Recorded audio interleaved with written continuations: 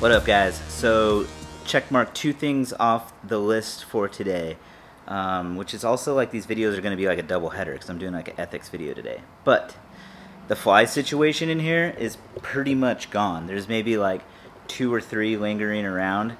Outside of that bag I put up and like an electric fly swatter, I've pretty much cleared out of everything that has been in here. So yeah, a couple flies, I could deal with that.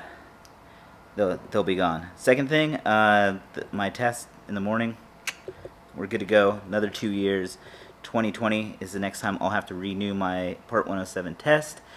And yeah, who knows what's going to happen with the regulations in the next 2 years anyways. So today we're going to be doing a little ETHiX video, and I wanted to talk to you guys first thing about rates. I've been getting a lot of you guys asking me like, what are your rates on your 6-inch quad? They look like they're insane. It's like or something, and I don't really think they're that crazy outside of anything that anyone that's flying a 5-inch quad has for their rates.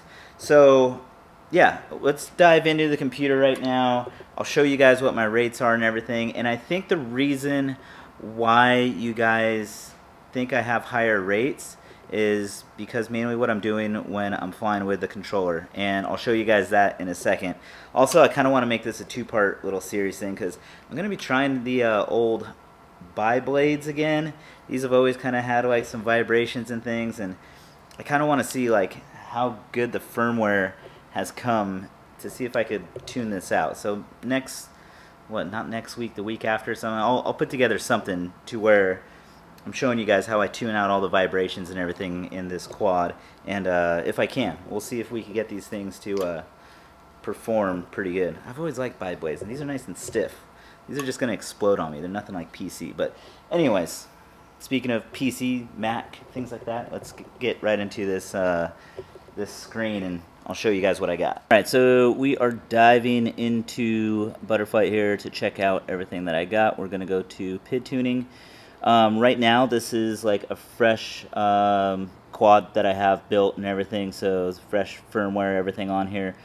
So outside of a couple changes, I left everything stock on the PIDs for right now because I'm going to be tuning those props. And you can see here basically all I'm running is an even 1000 on roll and pitch and 800 on yaw.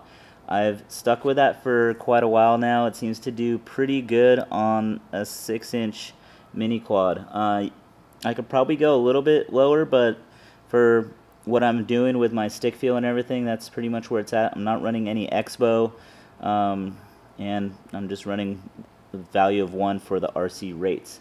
So yeah, everything else is pretty much normal. You can see the curve here. Pretty chill. Alright, so let's do a little flying and I'll show you guys what I'm talking about here. Get this guy plugged in. Telemetry recovered. So, oh come on, get out of this screen, dude. Alright, so I am flying these props, so we'll see how bad the video is.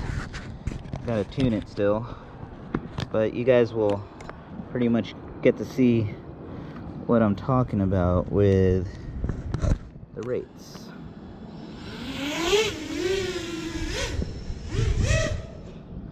Alright, so normally when I'm doing these spins, I want to spin it to where I could always catch it like level. That's how I know my rates are good. I could always catch everything.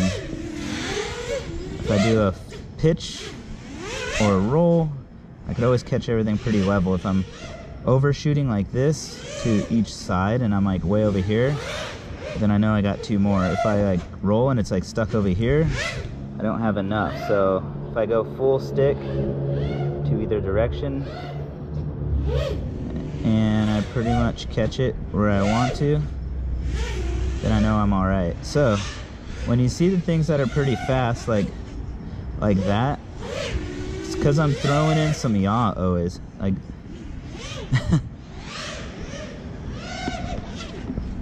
there's always like a little bit of yaw that I throw into some of this stuff. And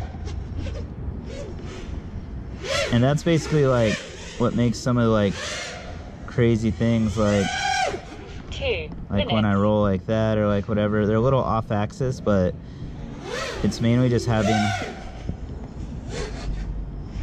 just a little quick input of yaw put into there. Hey, look at this guy.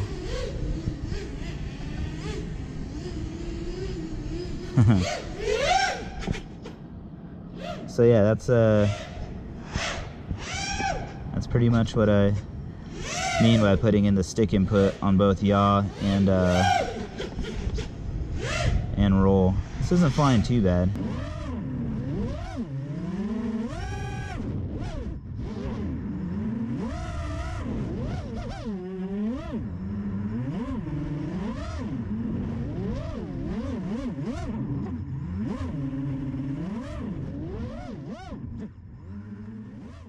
Alright, so hopefully that made sense to some of you guys about what I'm doing, where I add some yaw into some of the moves that I do to make it seem like I'm running way higher rates.